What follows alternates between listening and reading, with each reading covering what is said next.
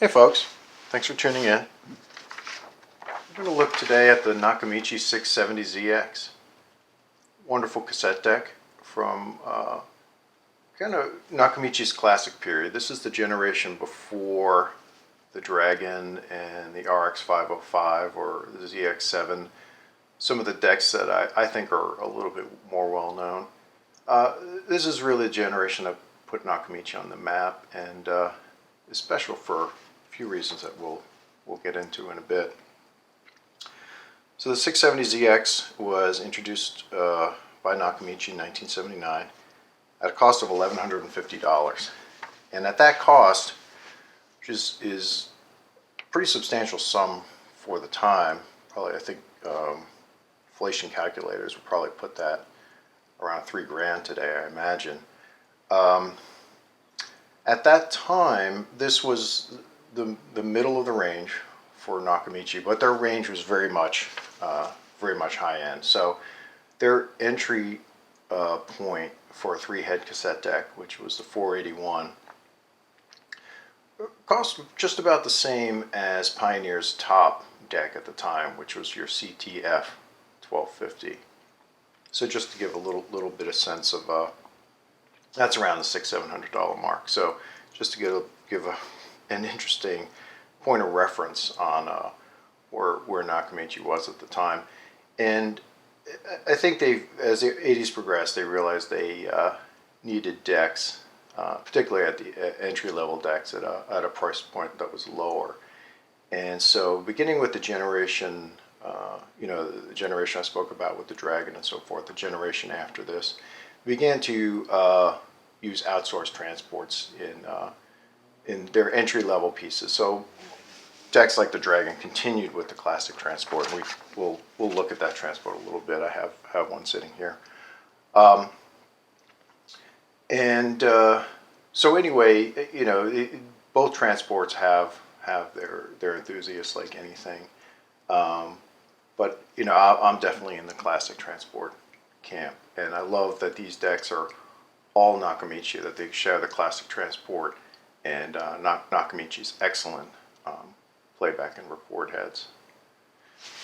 So with that, we're going to review this deck a little.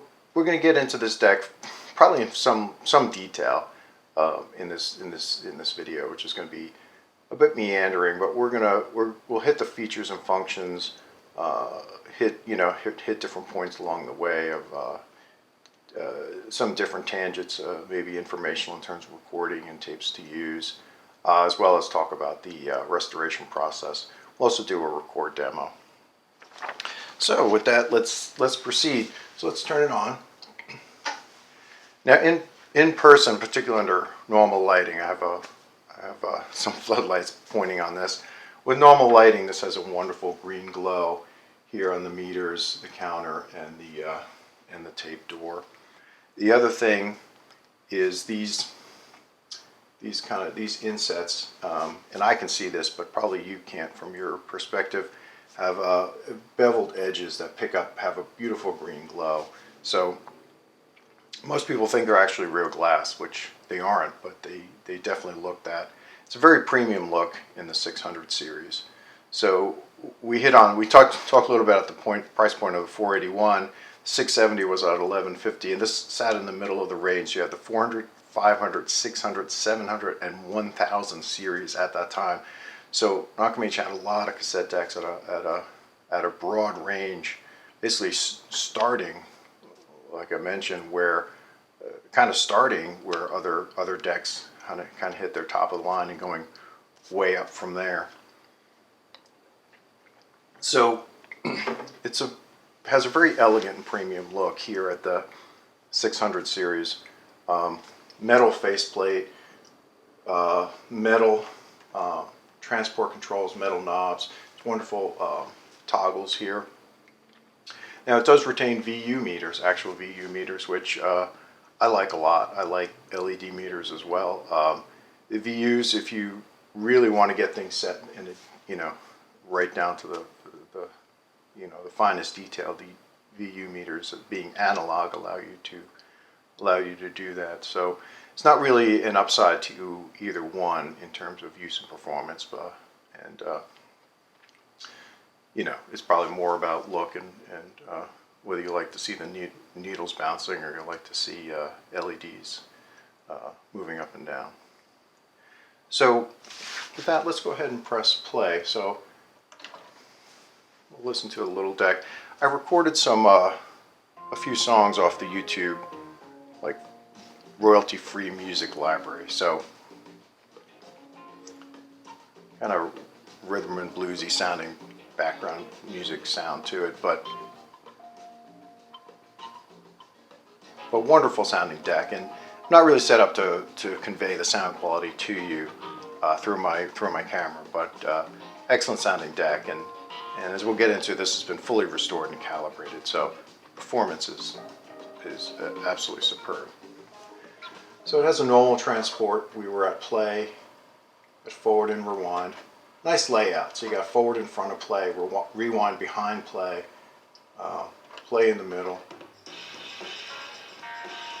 stop just below play. One neat feature is you press fast forward and then pause. Actually, this is a combination of features. Now we're in a cue mode. So I crank that up a little bit. You can hear the music going fast. This was designed to be able to, say, find spaces or passages in the music. And if you hold it down, so if I hold the rewind, it cues even slower. Same with the forward. And then you can use them both interactively as kind of like a toggle. And then, so that's the cue feature. If I press fast forward, or rewind as well works, but if I press fast forward and then pause, after pause twice, one goes to cue. Next, I see this one here. Now it's doing a music search. So I can say I want to go forward 2, 3, 4, you know, any number of songs, just do one. But you can use pause and rec interactively to select how many songs you want to either go forward or go back. And when it finds, in this situation, the sound is muted, so it found the beginning of the song there and starts playing. So nice feature. Not many Nakamichis had the music search function. Few do, most don't. So that's kind of a nice convenience. Let's see, let's go over some of the other controls. So we do have an output. So that's convenient for being able to match the level to other components in your system. You have our rec level controls, your calibration rec levels for your tape type. And then here's your tape type, your EQ, your calibration. We'll get into that a little bit more. Timer. Now timer is if you use an external timer and then you power up the deck, you either will go straight into play or straight into record. So basically want to keep that off the record so you don't accidentally record over any of your tapes. Tape and source. So this does have monitoring. For instance, let me cue up the source here. This is just my iPad over here with a source. So that's the source. That's the tape. So when we do the record, we can toggle back between those. And then you have the power here. So if you're playing, you want to keep this in tape. This is your tape type here.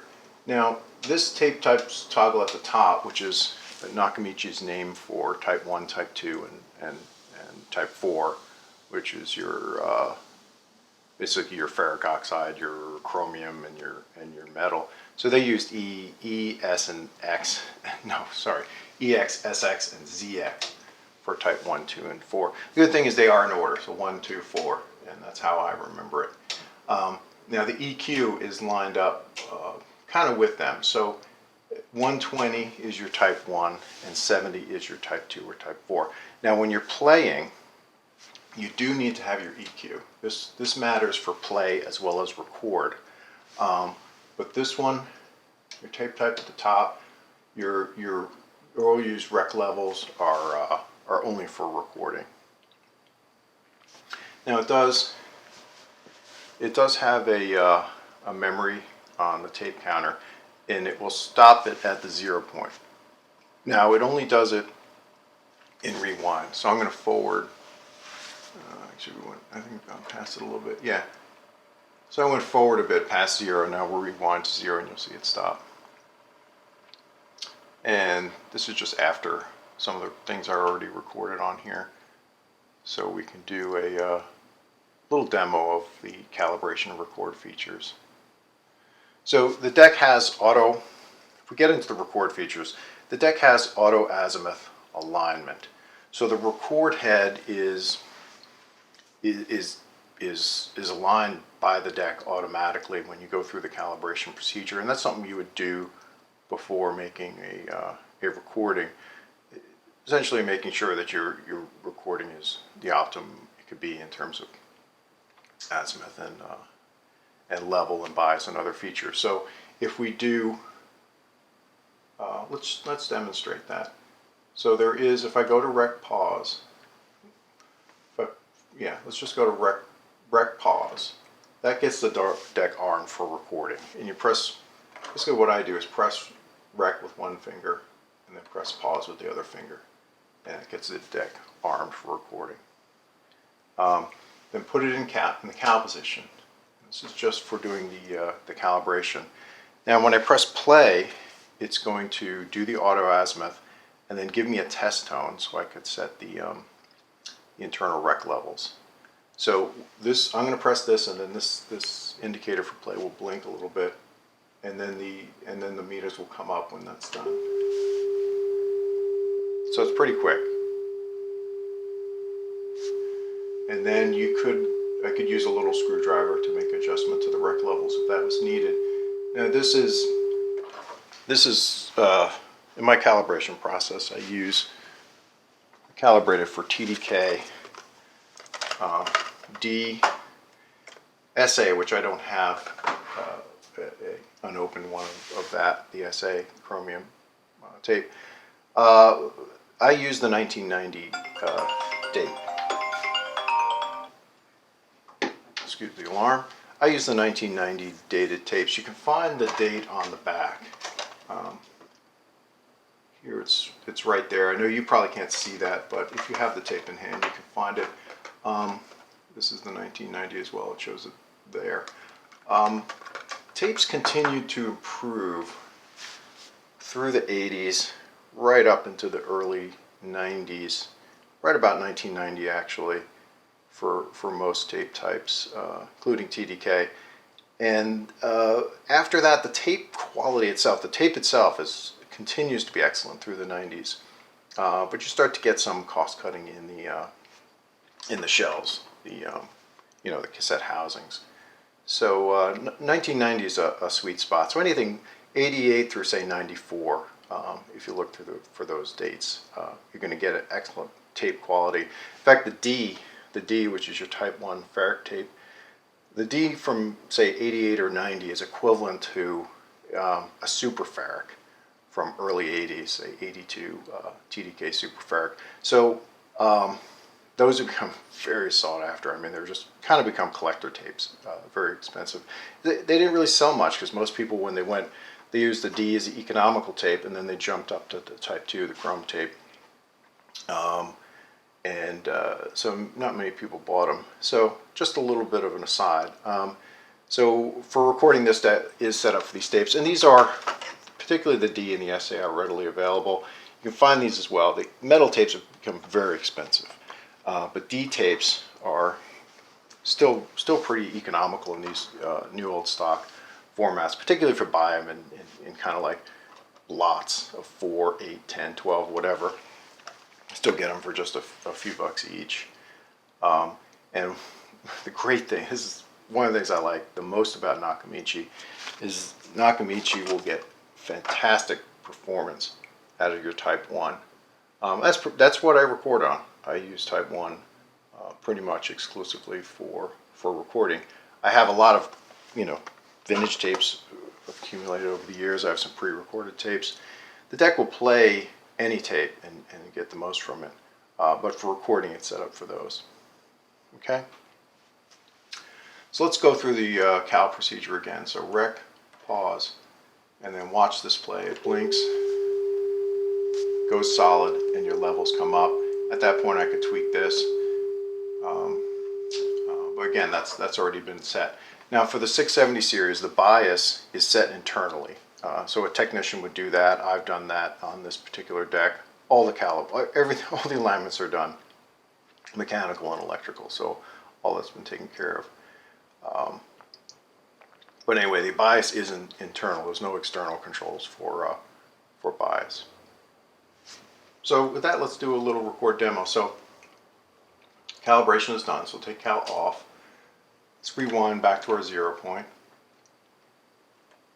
Arm the deck again to record. Now I'm going to press play and then start my source. And we're in tape mode, so you're going to actually be listening to the tape. You're going to be listening to the recording that we're making.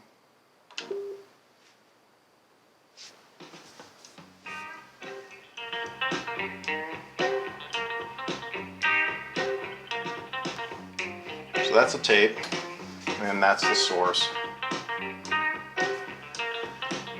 Back to the tape.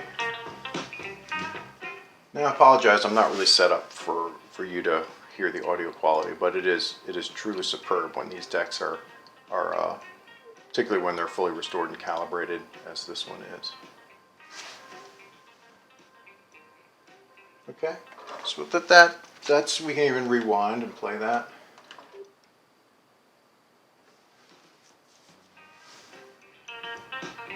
And I was adjusting the output while we were listening to while we were making the recording. The output is going to have no influence on your recording. So your levels here are where those adjustments are made. And let's play that. So basically, if you watch the VU meters, you're looking to have your VU meters just below or just touching the red on the peaks. Because this is a piece of like YouTube music library. Not a lot of dynamic range on this particular piece of music, so it's very easy to set. Some you have to maybe go to a louder passage or find the peak, so it doesn't surprise you later. Okay, so let's talk a little bit about the restoration of this deck, and this is where we talked about the Nakamichi transport. So this is a transport that unfortunately this is not going to focus super well for you. But this one is one that I've cannibalized for different things. This is actually out of a 482, similar vintage to the deck we're looking at. And you know, they did add things as you go up in the different models, but the basic transport is the same. And it's a sandwich of aluminum with all the nylon gears and posts. And sometimes people see the plastic and like, oh, what's that? Why is there plastic in this deck? Nakamichi did not do that for cost cutting. They were trying to make a deck, a transport that would be, you know, ultra smooth, very low resonance. They were really seeking the highest playback and record quality and smooth performance in their deck. So I don't know if you can see it very well. This is the cam, the mode cam. It's like a cam this big. So, you know, most decks use solenoids that's just like punch in and out with a clunk. So the Nakamichi has this cam, which is motor controlled, very smooth, large cam. So, you know, no other deck. Well, I think there was a Revox that has a pretty massive transport. Almost no decks have you know, a transport of this size. It also makes them really wonderful to work on. You know, as you go through the layers, and this one's missing cam stands, it's missing the reel tables are missing. I've cannibalized this over the years, unfortunately, but kind of need to do that if you want to restore a bunch of decks. But anyway, that's a deeper look at the transport. So as part of the restoration process, basically that transport is fully disassemble. Anything that you know, spins or moves or whatever is taken apart and relooped. So that gets us a little bit into the calibration. So once you've rebuilt your transport, then you need to get everything back in line. So Nakamichi had a number of different gauges for this. This is, for instance, the stroke check gauge. kind of the easiest thing to use today is the information terminals. I think it's called the M300. This is kind of a general purpose alignment jig, so you can do your stroke, your all the tape path alignments. But when you redo the transport, you really need to get into that. There's a couple other things that are useful. One is a mirror cassette. So the mirror cassette actually has, it's hard to see, it will be hard for you to see, but this section is cut out with a mirror so you can see the tape path from the top and make sure that everything is traveling correctly. So that's nice to have. I'd say the information terminals would be your mandatory tool. Mirror cassette's really nice to have, especially if you're having issues you're trying to resolve. Then you get into this is a speed cassette, so it's for speed and wow and flutter. So you put that in, calibrate for speed, and then measure your wow and flutter. And if everything is in good shape, transport's been redone well, your good belts and so forth, you're going to get a good result on your wow and flutter. And that completes essentially the mechanical alignment. There's other tapes you can use. You could. This is torque, so this shows the torque of the take-up and supply reel. It also is kind of a confirming deck. If you have an issue, you can use this to look for problems.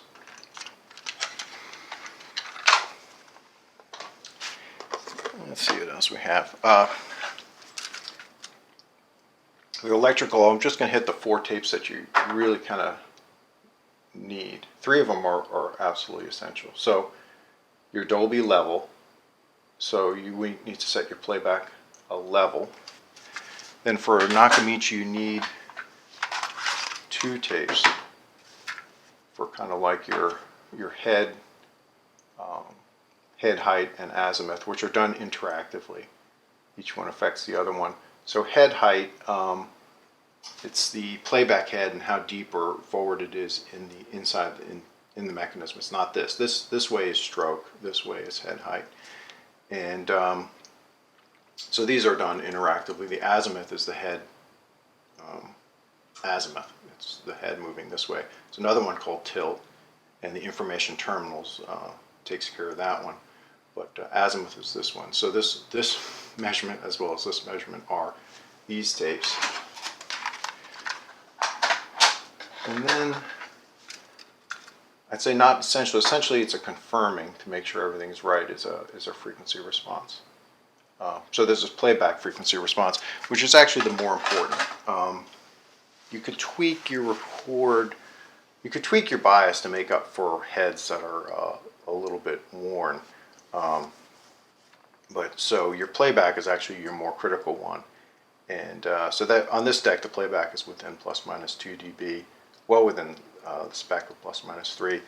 And then the overall frequency response is within plus minus 1. And that's plus minus 1 on the TDKD, all the way down to 20 kilohertz. So that's one of the reasons why Nakamichis are great. And the heads will wear over time. I think a couple things. One is the design of the head. They last a lot longer than most cassette decks. Second, being a premium, expensive product, most of them just weren't played, probably were purchased by people with more money and less time. So we're not, just played constantly all day. So anyway, generally the heads are in good shape. If they're not, then you just have to cannibalize another deck. There's not a whole lot you can do. But with that, so I think we've hit all the main points, and appreciate anyone who's hung out this long. And so have a great day, and see you on the next one.